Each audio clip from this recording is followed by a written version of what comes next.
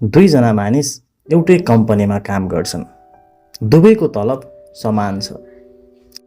दुवैको शिक्षा पनि लगभग उस्तै छ। तर 20 वर्षपछि हेर्दा एकजना आर्थिक रूपमा स्वतन्त्र भइसकेका छन् भने अर्को अझै ऋण र तनावमा बाँचेका छन्। किन यस्तो भयो? उत्तर केवल उनीहरूले कति पैसा कमाए भन्नेमा छैन। उत्तर उनीहरूले पैसालाई कसरी बुझे, कसरी प्रयोग गरे र पैसासँग कस्तो सम्बन्ध बनाए भन्नेमा लुकेको छ। यही कुरा सिकाउँछ द साइकोलोजी अफ मनीले। धेरै मानिसहरू सोच्छन् कि पैसा भनेको गणित हो। सही हिसाब गर्न सकियो भने धनी बन्न सकिन्छ। तर वास्तविक जीवनमा त्यति सरल छैन। मानिसहरू एक्सेलको तालिका जस्तै व्यवहार गर्दैनन्। उनीहरू भावना, डर, आशा, लोभ र अनुभवका आधारमा निर्णय गर्छन्। कसैले गरिब देखेर हुर्किएको हुन्छ, त्यसैले ऊ हरेक रुपैयाँ जोगाउन चाहन्छ।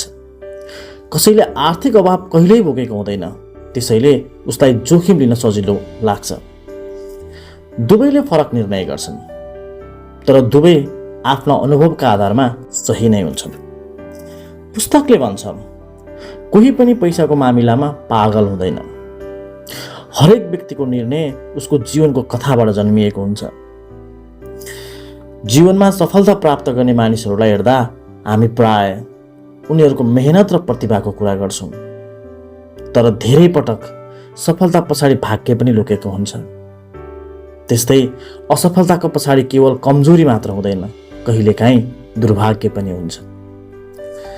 त्यसैले सफल हुँदा विनम्र बन्नुपर्छ र असफल हुँदा धैर्य राख्नुपर्छ। पैसाको संसारमा एउटा रोचक सत्य छ। धेरै मानिसहरू धनी बन्न चाहन्छन्, तर थोरै मानिसहरू मात्र धनी रहन सक्छन्। पैसा कमाउन बुद्धि चाहिन्छ, तर पैसा जोगाउन चरित्र चाहिन्छ। एक दिन अचानक ठुलो रकम प्राप्त गर्नु सजिलो हुन सक्छ, तर त्यसलाई वर्षौंसम्म सुरक्षित राख्नु, त्यही ठाउँमा लगानी गर्नु र अनावश्यक खर्चबाट बाँच्नु नै कठिन काम हो। यो संसारमा सबैभन्दा शक्तिशाली आर्थिक शक्ति के हो? धेरैले उत्तर दिन सक्छन्, ठुलो तलब, सफल व्यवसाय वा राम्रो लगानी। तर पुस्तकको उत्तर फरक छ। सबैभन्दा शक्तिशाली शक्ति हो समय। सानो बिउले विशाल रुख बन्न समय लिन्छ, त्यसै गरी सानो बचतले ठुलो सम्पत्ति बन्न समय लिन्छ। चक्रवृद्धि वृद्धिको जादु तत्काल देखिँदैन, तर वर्षौंपछि त्यसको प्रभाव असाधारण हुन्छ। धेरै मानिसहरू धनी देखिन चाहन्छन्। उनीहरू महँगो कार किन्छन्, ब्रान्डेड कपडा लगाउँछन् र विलासी जीवनशैली प्रदर्शन गर्छन्, तर वास्तविक धन प्राय देखिँदैन। साँचो सम्पत्ति त्यो पैसा हो जुन खर्च गरिएको छैन। बैंक खातामा रहेको बचत, भविष्यका लागि गरिएको लगानी र आर्थिक सुरक्षाका लागि छुट्याइएको रकम, यिनै वास्तविक सम्पत्ति हुन्। पुस्तकले एउटा गहिरो प्रश्न सोध्छ, पैसा किन चाहिन्छ? धेरैले उत्तर दिन्छन्, घर, गाडी, यात्रा वा सुविधा।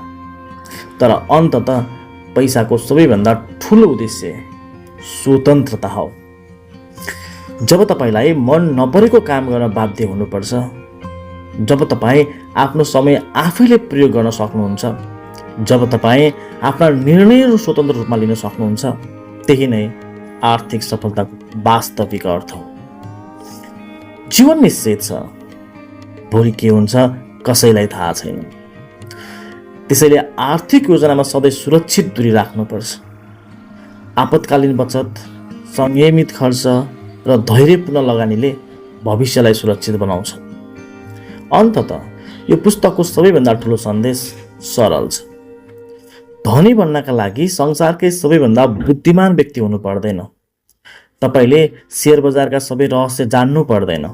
तपाईले हरेक अवसर समात्नु पर्दैन। तर तपाईले आफ्नो व्यवहार नियन्त्रण गर्नुपर्छ।